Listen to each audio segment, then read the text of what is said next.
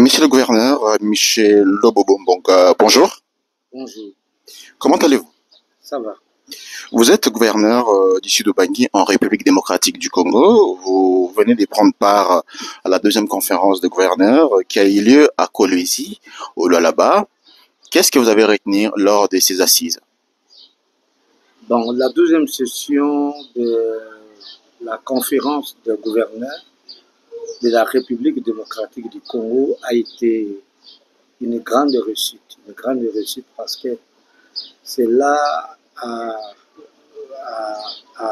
coïncidé avec l'inauguration des 14 ouvrages de Madame la gouverneure, Madame Fifi Masuka, cette dame que j'ai appelée, j'ai surnommé Déborah de Lualaba. Vous voyez, comme il y a eu une Déborah dans la Bible, il y a eu aussi une Déborah dans ce pays. Parmi les 26 gouverneurs, il y a une seule dame et elle nous a prouvé le contraire. Elle nous a convaincus.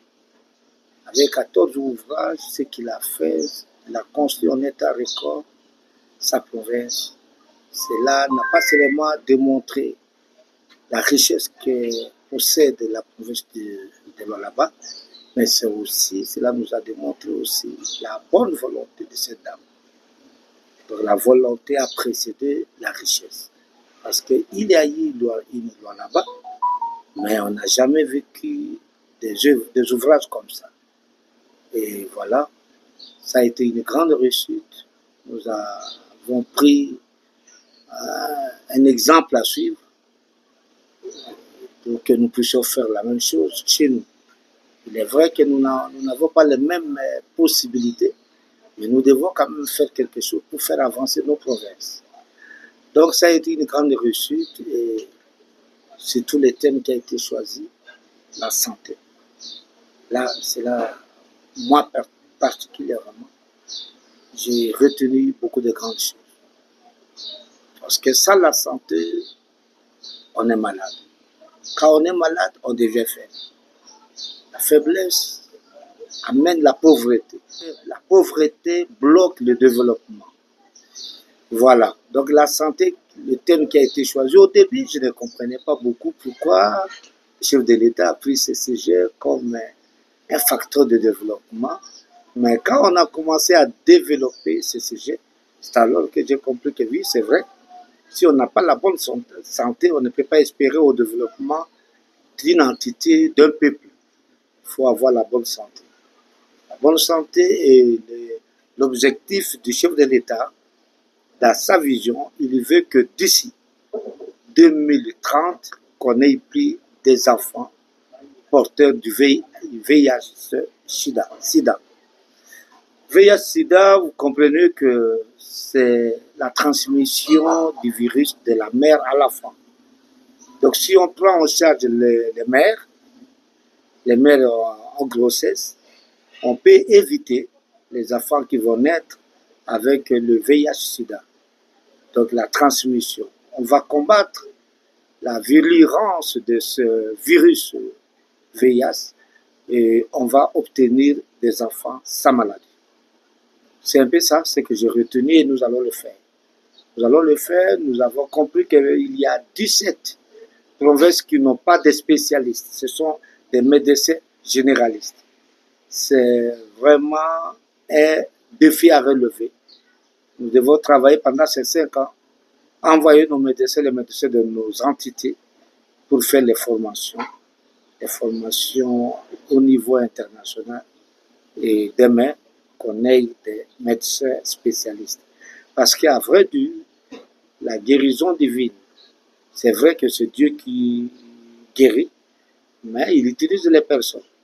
Il faut certaines connaissances, il faut les spécialités. Alors, nous sommes obligés de soutenir la santé dans nos provinces et demain, avoir en 2030, avoir des enfants zéro enfant avec le VIH-Sida. Alors, parmi les recommandations faites lors de ces assises, il y avait également ce qui a été demandé au président de l'Assemblée provinciale, la stabilité des provinces Alors on peut espérer qu'avec cette recommandation-là, il y aura moins d'émotions contre les exécutifs provinciaux.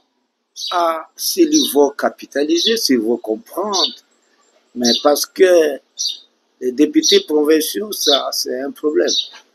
Ça c'est un problème sérieux parce que ils ne réfléchissent qu'aux motions.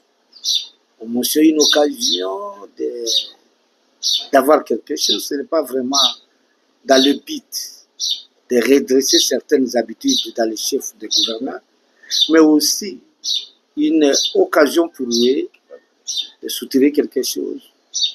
Parce que qui dit motion dit faire échouer un gouvernement, penser aux nouvelles élections. Et les nouvelles élections, pour les députés, c'est une bonne occasion. Vous comprenez comment ça se passe dans nos provinces. Il n'y a pas eu seulement ça aussi, il y a eu aussi la rétrocession, qui ne vient pas, qui vient difficilement, de façon irrégulière. Dans la caisse de péréquation.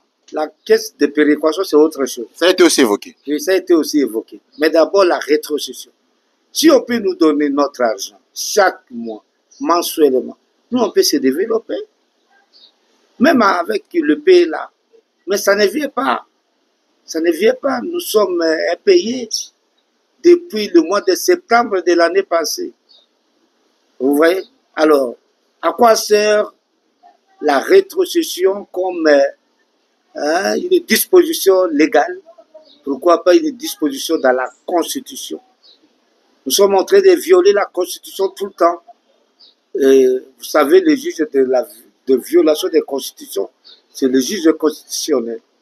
Il faut que le procureur puisse prendre les choses en main et penser aux provinces parce que sans la rétrocession, nous sommes en train de croupir dans la misère. Il faut ça. Et si vous parlez de la péréquation, la caisse de péréquation, mais ça c'est grave. Parce que l'écart entre les provinces est énorme. Il faut la péréquation. La péréquation, c'est pour donner un équilibre. Mais ça ne se résout pas. On a parlé avec le DG de la péréquation, il dit qu'il n'a rien. On ne lui donne rien. Mais qui ne lui donne rien? La péréquation est évoquée dans la Constitution aussi. Donc il y a un problème sérieux. C'est une grande maladie. On parlera de la guerre. Mais nous voulons sentir les effets de la guerre partout. Mais quand nous, les provinces, nous sommes préjudiciés, il y a les ministres qui ont des moyens. Il y a des maisons qui poussent à gauche et à droite. Je suis un homme d'État, je ne voudrais pas dire ces choses, mais on ne peut pas aussi nous écouter si nous ne plairons pas. Et si nous plairons, ce n'est pas la faiblesse. C'est une façon de décrier les choses qui se passent dans l'injustice. On va terminer, on va peut-être y revenir prochainement pour parler de votre gestion, mais comment se portent aujourd'hui les Sud-Ubangui? Il y a des avancées ou on est en train de stagner ou bien on recule? Non, on ne recule pas, on ne peut pas aussi stagner. On a fait des avancées. Le Sud-Ubangui, qu'est-ce qu'on n'a pas fait? Avec nos petits moyens, nous avons essayé de ramener les outils, les roues, les tracteurs, les engrais chimiques. Les roues, c'est pour le travail de cartonnage manuel. On a ramené 2000 roues. On a donné au DSAE1 groupement de la province du Sud-Ubangui. C'est pour l'arrangement des routes et des dessertes agricoles. Voilà. Donc c'est déjà beaucoup. Avec nos petits moyens, nous sommes allés suppléer à l'absence du gouvernement central pour arranger la RN6, la route qui mène de Akula jusqu'à Guémena. Nous avons mis la main dans la pâte parce que c'est une matière concurrentielle. Nous avons précédé. L'office de route suivra, mais nous avons précédé pour arranger notre route parce que c'était devenu une casse-tête pour la province. Pas seulement ça, le Sud-Ubangui, nous sommes arrivés, nous avons trouvé le Sud-Ubangui, les artères de la ville de Guémena, c'était aussi un problème. Nous avons arrangé les routes, les artères, et très bientôt, on va mettre de l'asphaltage dans la ville de Guémena avant la fin de l'année. je crois avant la fin même du mois d'août. La ville ne stagne pas, la ville ne recule pas, la ville avance. Et le sud de Bangla tient. Merci beaucoup, monsieur le gouverneur. On pense qu'on fera peut-être un tour sur place pour voir ce qui a déjà été fait, parce que les gens doivent le voir aussi, hein, au-delà des discours. Non, nous ne faisons pas des discours creux. Nous ne faisons pas des discours vains. Nous avons le peuple d'abord à palper, le peuple a touché des doigts et le peuple commence à parler. Ça a été une démonstration de force. Lorsque nous sommes allés faire les routes d'Akoula, les gens disaient non, c'est l'Union européenne qui a envoyé les fonds. Non, c'était les enfants du Sud-Oubangi. Sous les fonds propres du Sud-Oubangi. Les fonds propres du Sud-Oubangi, on a commencé à arranger la route. Et très bientôt, on va continuer avec le fil de route qui a eu un financement. Et nous allons continuer à arranger la route jusqu'à ce qu'on obtienne une route sans trou entre Akoula et Guinée. Voilà. Merci beaucoup. Merci. C'est moi qui vous remercie, messieurs les journalistes. Accompagnez-nous dans ce travail parce que vous êtes une force dans le pays. Merci. Merci.